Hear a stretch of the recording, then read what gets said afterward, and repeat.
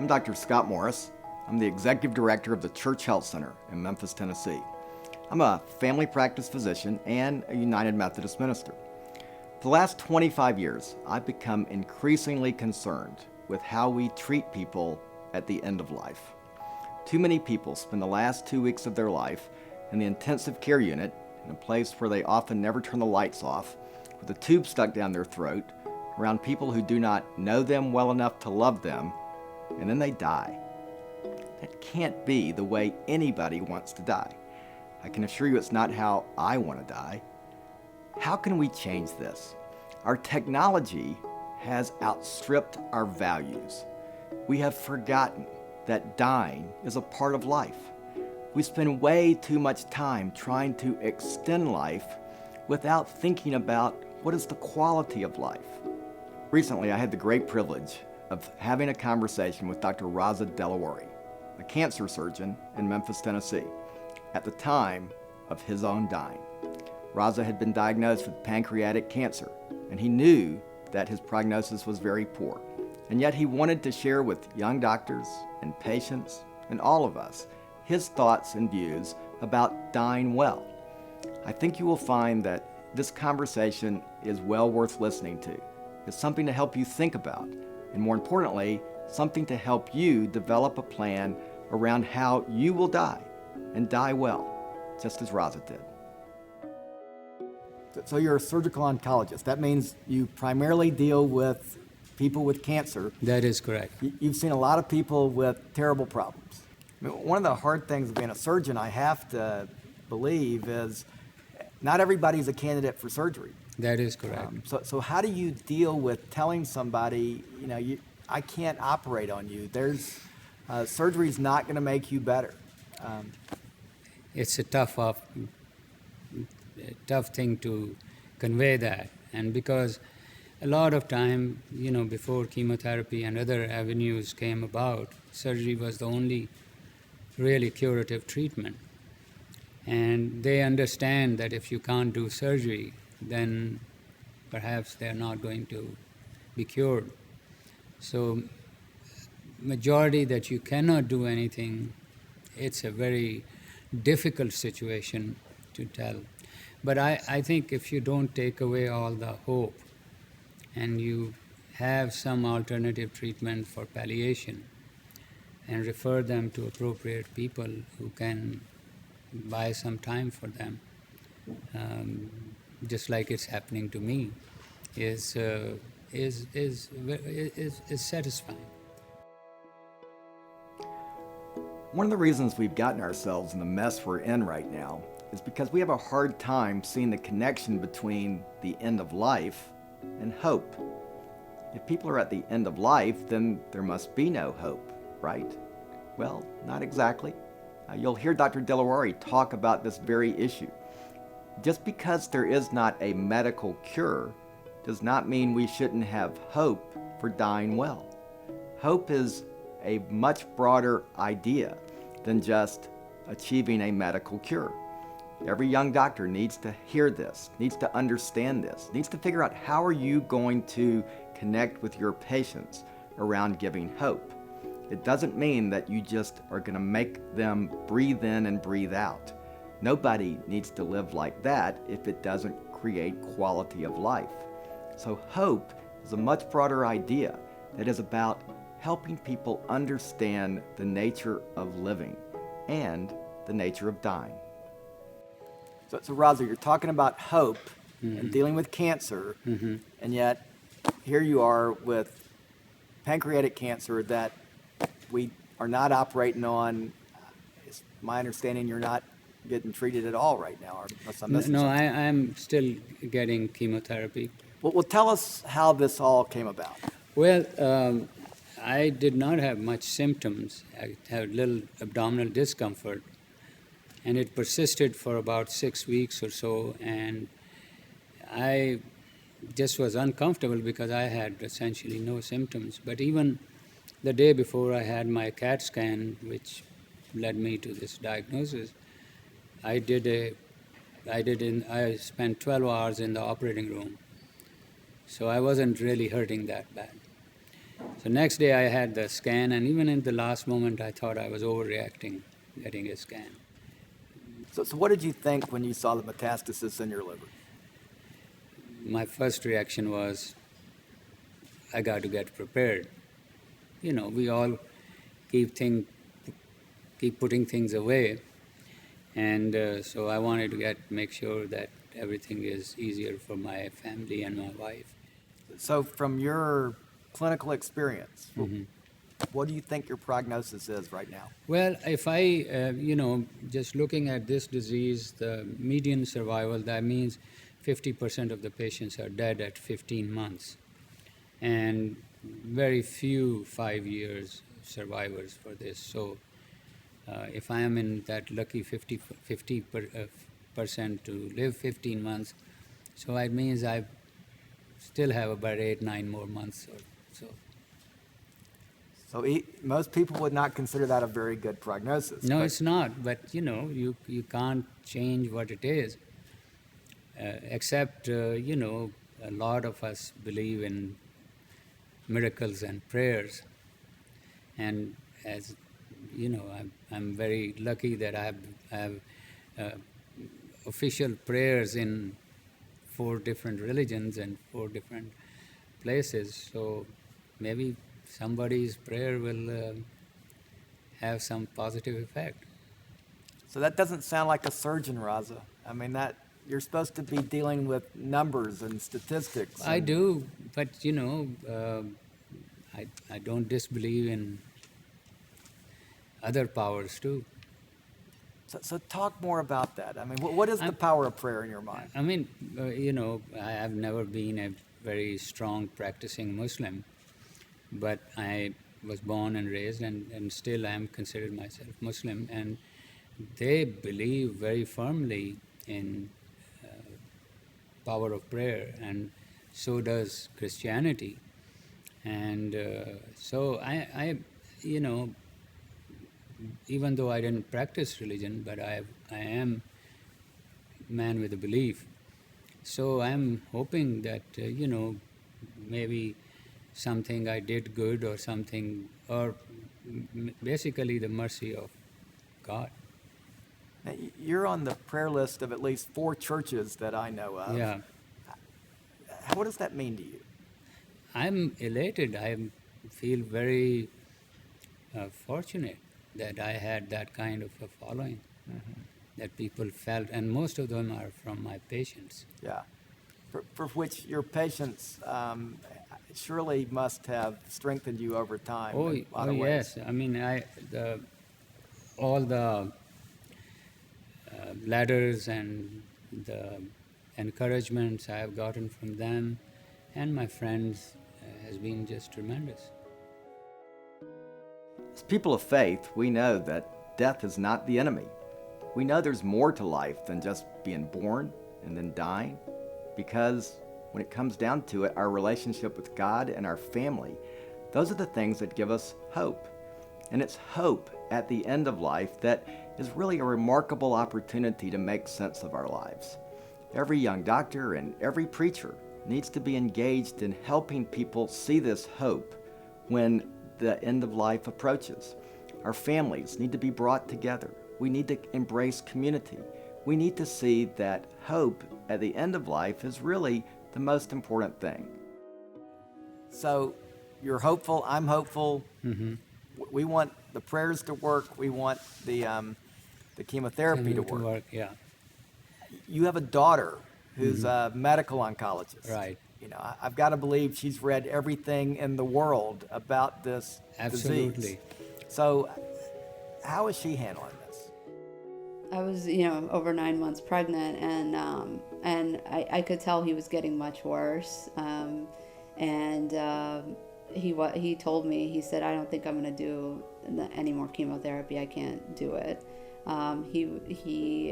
He decided he was going to do maybe a targeted drug that didn't have too many side effects, but he wasn't going to do any more aggressive chemo. He was probably going to go on hospice. And at that point, I was over 9 months pregnant. I wasn't really supposed to fly, but I had to be here. So I just wanted him to know. I didn't want him to worry about me, so I never told him that I was coming here, and I decided to have my baby here. And I never ended up telling him, because by the time I came, he had already gotten very sick and was in the hospital and wasn't conscious anymore. So I had planned to spend a few more weeks with him. I knew that I knew that there was a good possibility he wouldn't even be around for the birth of my child, but I wanted to, spend at least a few more days with him. And I never really got that chance, so it's been very difficult. One of my friends lost her father, and she told me that, she said, no matter how much time and how many days you get, you always want that other day or that other conversation or something. And so I just remind myself of that. But it was actually very difficult. So. All of my kids and my wife have been a great support, and actually all the friends in this community, outside the community, that over the years, I have a lot of very good friends, and all of them have a good support. But my family, obviously my children are affected with this, and my wife. But they're handling it very well, and my daughter, who is a physician and medical oncologist, you're right, she researches everything, and we talk about this, and she calls every single day, and we discuss situation, and all my kids call every day. So Raza, in your own situation, when you got 5 children, Mm-hmm. I got to believe they loved you dearly. Right. That despite your advance directive, despite your planning now, if it comes down there to the last days, and one of them is saying, but we got to keep doing more. I have been talking to all of them about this issue, and the main responsibility in advance directive will be the durable power of attorney is with my oldest daughter, who will understand, and my wife, and they understand, so nobody can override that. I mean, I was almost a little relieved when he decided he wasn't going to do any more chemo. In the end, he did end up getting a procedure done the week he passed away. But I didn't think I didn't want him to do anything that would make him weaker, and I knew that most of these drugs would make him weaker, and that's what bothered him the most is not having energy. And if that's what bothered him most, I didn't want him to do the treatments if they, and in the back of my head, I also knew that in the end his diagnosis and his prognosis wasn't going to change dramatically.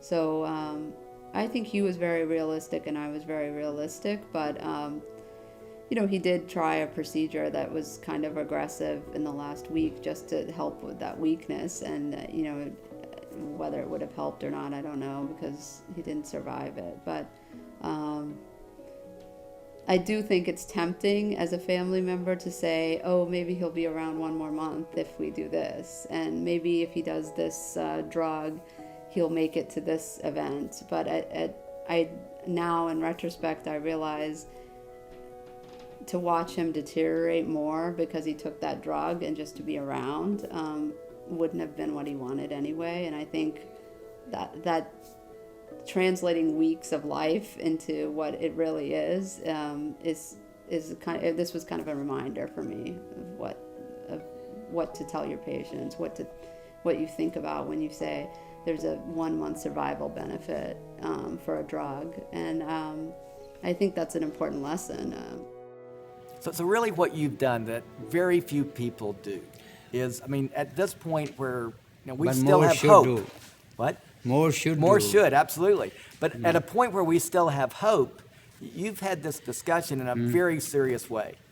Yeah, I have looked at all this, and I think if I am still capable of making the decision that enough is enough, which I think I will be, then I make that decision. Yeah. What do you think would go through your mind in making that decision? Well, I actually, I am pretty much at peace. I mean, it's hard for people to believe. I had a very wonderful professional and personal life. I couldn't ask for anything more. But how old are you now? 64. 64. I mean, that's young. Yeah, I thought so too. I mean, 64 is young. Yeah, but And, I mean, this is something. It's not in my hand. So when you say you're at peace, I mean, what I does am. that mean? I mean, I am not panicked to go. I mean, I am. I feel like that. Yes, I would have liked to see my more grandchildren, this and that. But I know that probably that is not going to happen. It is amazing your ability to get to this point. I think most people have a real struggle to get to where Yes. you are right now. Yes. And I'm still trying to, I mean, what have you learned that the rest of us need to know? Well, what I learned the most is you can't plan anything in that regard. Right. Things can hit you, and and one thing is inevitable, that all of us are not walking out of here. It's just the timing. The struggle we all have when we know we're about to die is we don't want to die. And therefore we find every opportunity we can for a new drug, a new treatment, a new doctor, go to another city, find somebody who's smarter. And yet it comes to the point where sometimes the medicine just won't work. And still, we have to get to the point of accepting death. We are not immortal. We will find an end of our time. And from the church's standpoint, from all people of faith, we need to help people work through the struggle. It is a process. It's why it's important to have the conversation. That's the beginning of acceptance. So you're clear in your mind that there comes a point where you say, no more. Yeah. Where if the science of it doesn't make any sense, just having a few more days is not what matters to you. I think if you ask a lot of cancer patients, they themselves know when the time has come. But if they are not at peace, they keep, I shouldn't say at peace, if they are not accepted that aspect, that they are at that point, they keep on reaching for something. That's where our profession needs to be a little stronger in saying, hey, I don't think so. Yeah. If in the next 3 or 4 months you see that things are not progressing the way you would want them to progress, just walk us through how you will deal with this emotionally, or how you anticipate you'll deal with it. Well, first thing I will do is I'll make sure that I'm comfortable, and based on my physical activity or capabilities, I'll have my, physical activities. As far as emotional, I can't really predict how it would be, because a lot of time your emotions reflect your surroundings' emotions. So I may act strong, but my wife and my children may not be, and that may reflect on me. So I can't predict, but I think I can handle it. Is there a last trip you want to take? Or? Well, it all depends on the physical strength. I wanted to even now, and that's why last weekend I went to New York to just visit, see how I will do. I did okay physically, but whether 4 months from now or 3 months from now I would be feeling up to it. If I do, I will. I would like to go somewhere. A lot of things in my mind that I was putting it off. but at least go somewhere that I want to go that I haven't been before.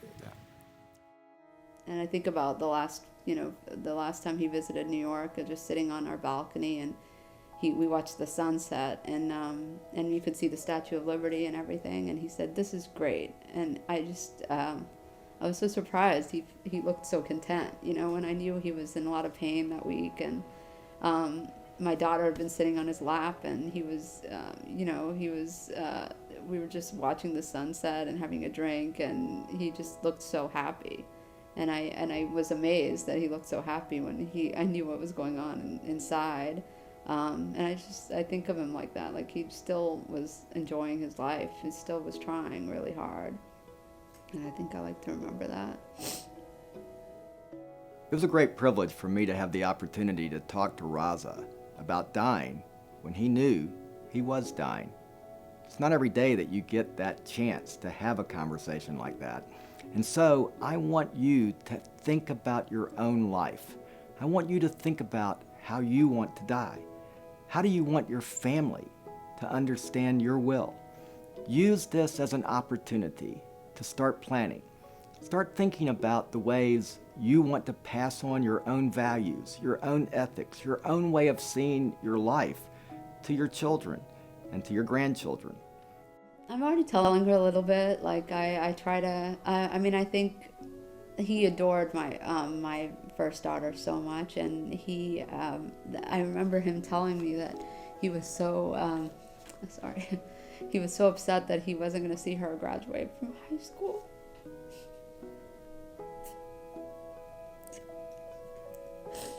But